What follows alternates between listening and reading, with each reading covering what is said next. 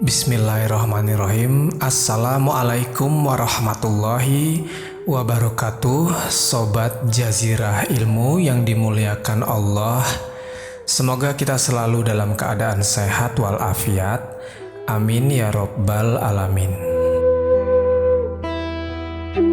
Pada masa kekuasaan Khalifah Umar bin Abdul Aziz antara tahun 717 hingga 720 Masehi, ketika itu terjadi penyerangan dan perebutan daerah kekuasaan di daerah Samro, yang saat ini adalah Rusia, yang dipimpin oleh seorang panglima perang muslim yang terkenal, yaitu Qutaibah bin Muslim.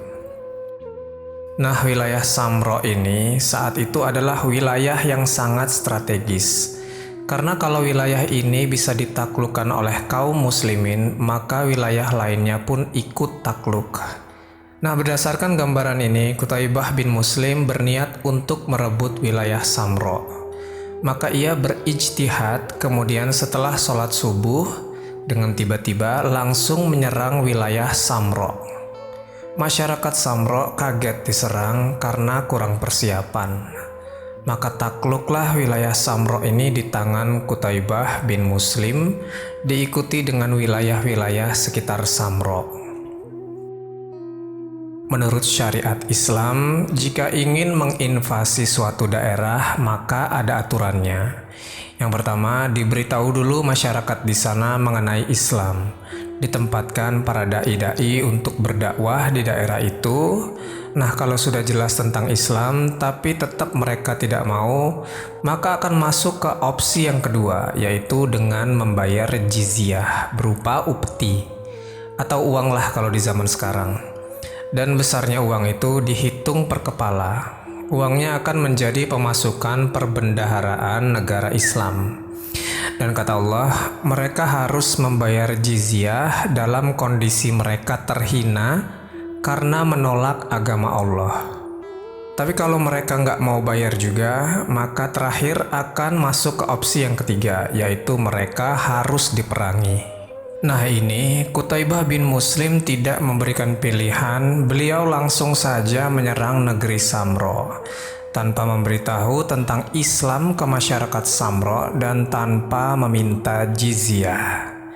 Maka akhirnya Samro dikuasai Islam ketika itu. Dibangunlah masjid-masjid dan didirikannya pemerintah Islam dan menempatkan hakim-hakim beserta seluruh orang-orang yang berkaitan dengan pemerintahan.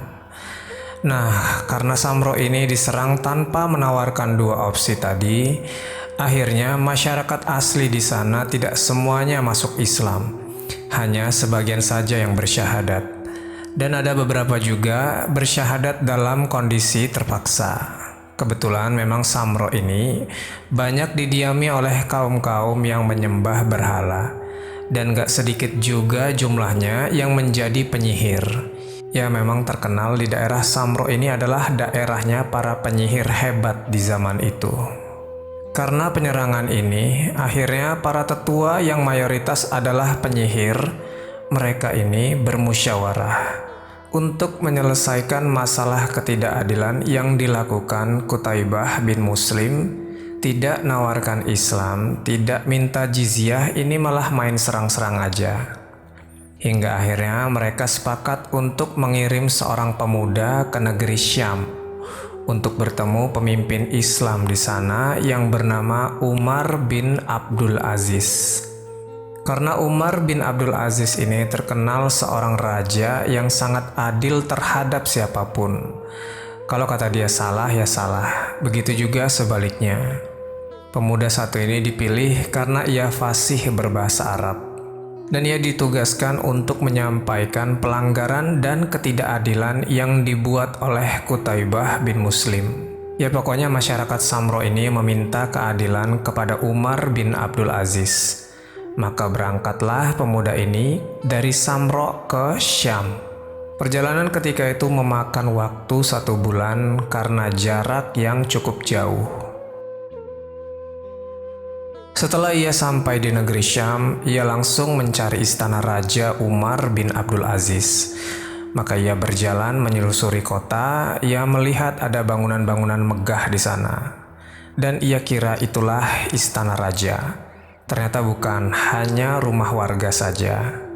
Maka ia berjalan lagi hingga bertemu dengan sebuah bangunan yang menurutnya paling luas dan paling megah yang ia temui di kota itu. Lantas ia pun masuk ke dalam bangunan itu. Setelah melewati pintu masuk, ia melihat ada sebuah kolam besar tepat di dalam pintu masuk. Dan disitulah ada banyak orang yang cuci muka dan seperti sedang membersihkan diri. Maka ia pun ikut-ikutan cuci muka di kolam itu. Sebenarnya, bangunan megah yang ia masuki ini adalah sebuah masjid. Dan orang-orang tadi sedang berwudu. Setelah pemuda ini cuci muka, maka ia berjalan ke ruang di sebelah kolam ini. Nah, ruangan yang ia masuki ini memiliki kaca-kaca yang luar biasa megah dan besar. Kemudian ada pula permadani-permadani mahal yang dibentangkan dari ujung ruangan ke ujung ruangan lainnya. Pokoknya segala hal mewah ada di dalam ruangan itu. Dan pemuda ini yakin bahwa inilah istana Raja Umar bin Abdul Aziz. Pemuda ini melihat banyak orang di ruangan tersebut yang meletakkan dahinya di permadani, dan ia bingung apa yang sedang mereka perbuat di sini. Karena saat itu si pemuda bukan seorang muslim dan masih menjadi seorang yang menyembah berhala. Ia pun berjalan di ruangan itu sampai pada akhirnya kakinya tidak sengaja tersentuh dengan orang yang sedang sujud. Setelah selesai salam, orang ini bertanya kepada si pemuda ini, "Kenapa kau injak aku?" Lalu pemuda ini menjawab, "Saya nggak tahu, kalian ini sedang apa?" Terus dijawab lagi, "Ini masjid, kami kaum muslimin, kami sedang sholat. Kamu ini siapa?" Maka akhirnya pemuda ini bercerita tentang dari mana asalnya dan apa tujuannya datang ke negeri Syam. Dan ia juga bilang bahwa ia ini bukan muslim. Kemudian orang yang tidak sengaja terinjak tadi mendakwahi pemuda ini tentang Islam. Hingga pada akhirnya pemuda ini tertarik pada Islam dan ia mengucap syahadat. Maka ia pun menjadi seorang muslim. Lalu pemuda ini bilang, "Saya tetap akan menyampaikan amanah dari masyarakat Samro.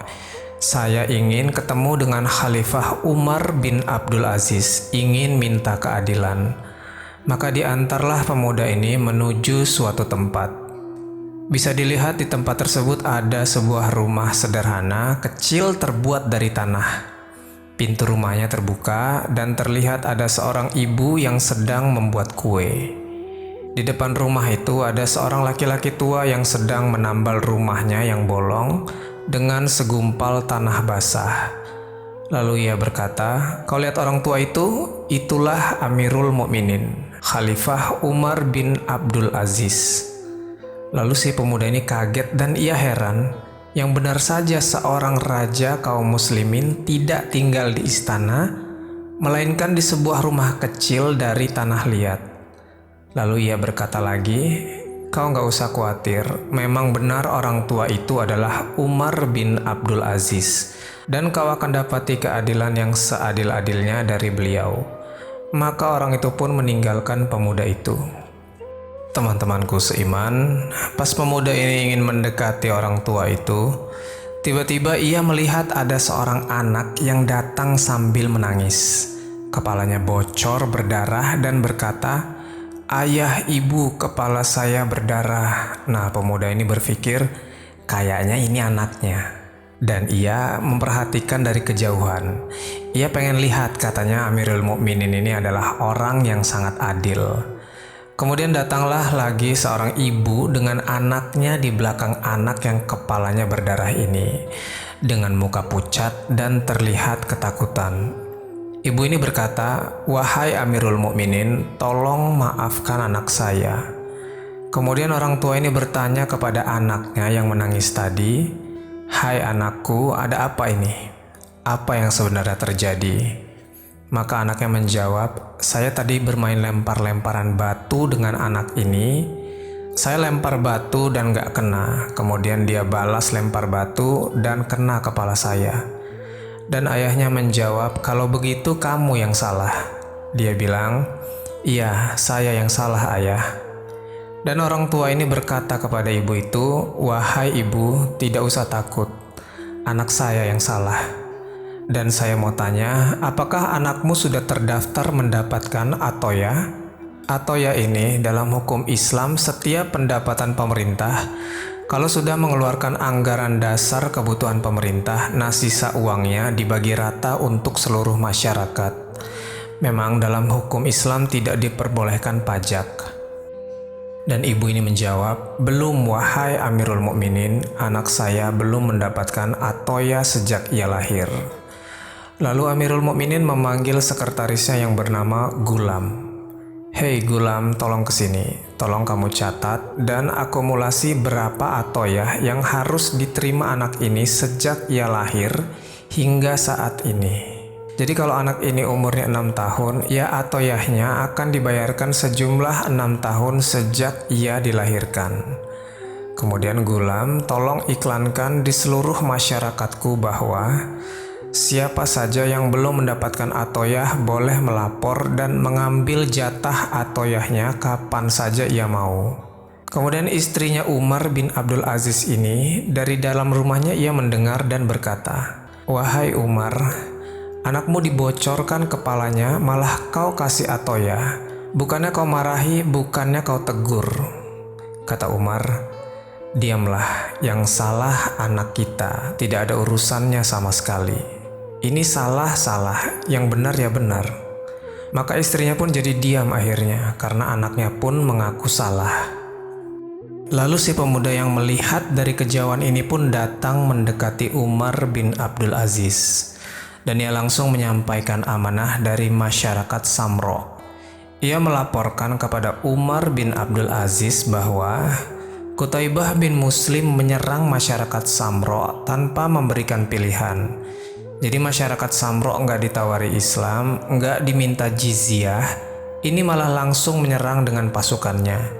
Lalu mendengar hal ini, Umar pun berkata, "Memang sudah sampai kabar ini di telingaku, bahwa negeri Samro memang sudah takluk di tangan kaum muslimin.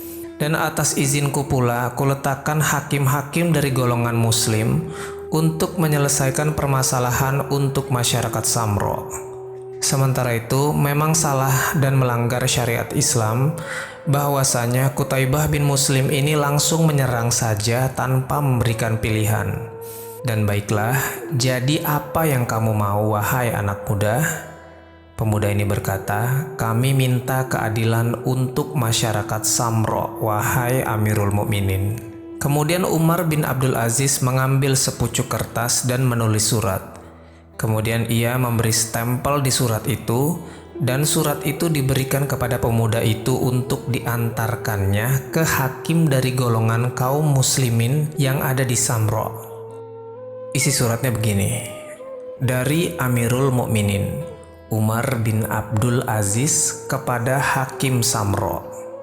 Selesaikan perkara penduduk Samro sesuai dengan syariat Islam." Pemuda ini kaget. "Hanya ini saja, wahai Amirul Mukminin?" "Ya, antarkan surat ini ke hakim yang sudah aku tunjuk di Samro, maka selesailah perkaramu." Sambil kebingungan, pemuda ini pun pulang ke Samro sambil membawa surat dari Amirul Mukminin. Setelah sebulan perjalanan, akhirnya pemuda ini sampai di Samro. Dan ia menyembunyikan keislamannya di depan masyarakat Samro dan di depan para penyihir yang memberi amanah ia untuk pergi menghadap Khalifah Umar bin Abdul Aziz. Lalu pemuda ini datang ke para penyihir dengan menunjukkan surat dari Amirul Mukminin. Kemudian pemuda ini pergi ke hakim yang ada di Samro. Ia bilang kepada hakim itu, "Saya baru bertemu dengan Amirul Mukminin di negeri Syam dan melaporkan bahwa ada ketidakadilan di sini. Panglima perang kalian, Qutaibah bin Muslim, tidak menawarkan Islam dan jizyah, dan ini langsung menyerang masyarakat Samro." Dan hakim ini berkata, "Mana buktinya kalau kamu habis bertemu dengan Amirul Mukminin?" Maka diberikanlah surat yang ia bawa tadi ke hakim. Hakim pun mulai membuka dan membaca surat yang sangat singkat tersebut. Dan ia percaya bahwa benar surat itu dari Amirul Mukminin karena ada stempelnya. "Baiklah anak muda, perkara ini akan kami selesaikan," kata hakim tersebut. Maka dikumpulkanlah seluruh masyarakat Samro, termasuk para penyihir-penyihir tadi di sebuah masjid yang besar. Dipanggillah Qutaibah bin Muslim ini oleh sang hakim. Maka ia mulai masuk ke dalam persidangan. Ketika itu, masyarakat Samro yang belum masuk Islam dan para penyihir ketakutan karena melihat sosok Qutaibah bin Muslim ini. Lalu hakim mulai bertanya kepada Qutaibah bin Muslim, "Apa benar kamu menyerang masyarakat Samro tanpa menawarkan Islam dan tanpa meminta jizyah? Dan kalau benar, apa alasanmu?" Qutaibah menjawab, "Iya benar, aku tidak memberikan mereka pilihan dan langsung menyerang Samro. Alasannya karena Samro ini wilayah yang strategis. Bila berhasil kutaklukkan, maka wilayah lainnya mudah untuk kukuasai." "Baiklah, berarti kau yang salah Qutaibah. Dan sekarang aku perintahkan seluruh masyarakat muslim, prajurit muslim, termasuk kau Qutaibah, untuk semuanya keluar dari Samro. Jadi kalian mulai lagi dari awal. Kalian datang, kemudian tawarkan Islam kepada masyarakat Samro. Kemudian jika tidak mau, kalian minta jizyah. Dan kalau nggak mau juga, maka seranglah. Dan pokoknya seluruh kaum muslimin keluar dari Samro sekarang." Mendengar keputusan hakim ini, para penyihir dan pemuda tadi sempat tidak percaya. Masa iya hakim yang sudah tua ini bisa mengkomando seluruh masyarakat muslim? Dan masa iya Samro yang sudah ditaklukkan mereka ini mau untuk keluar semua dari Samro dan ulang lagi menawarkan Islam?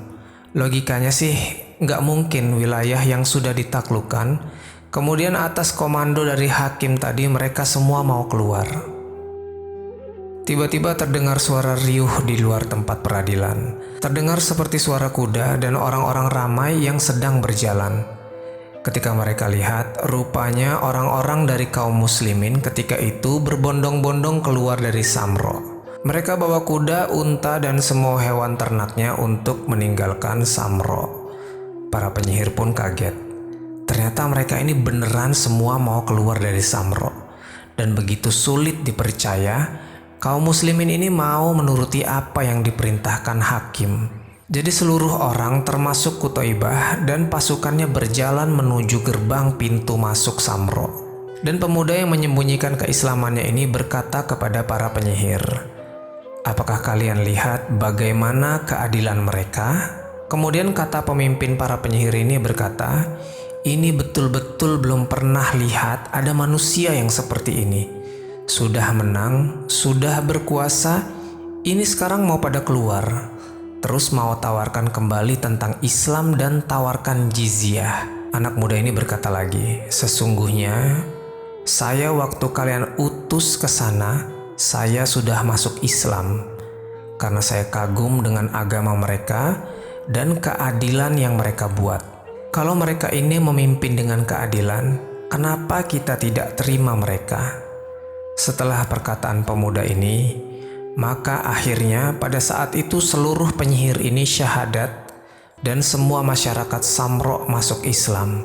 Dan dengan segera memanggil rombongan yang akan keluar dari Samro ini. Katanya, "Kalau begitu kami menerima kalian, tidak usah keluar dari sini." Hingga pada akhirnya syahadatlah semua di masjid pada saat itu. Karena keadilan Islam inilah yang membuat hati para penyihir itu terketuk dan mendapat hidayah. Hingga mereka mau meninggalkan berhala yang mereka sembah dan mulai bertauhid kepada Allah. Akhirnya seluruh Samro menjadi orang muslim karena peristiwa ini. Oke, jadi itulah kisah nyata tentang para penyihir yang masuk Islam di negeri Samro. Semoga cerita kali ini bermanfaat. Lebih dan kurangnya mohon dimaafkan. Yang benar datangnya dari Allah Subhanahu wa Ta'ala. Khilaf atau keliru itu datangnya dari saya pribadi sebagai manusia biasa. Sampai ketemu di kisah-kisah seru yang penuh makna selanjutnya. Saya akhiri. Wassalamualaikum warahmatullahi wabarakatuh.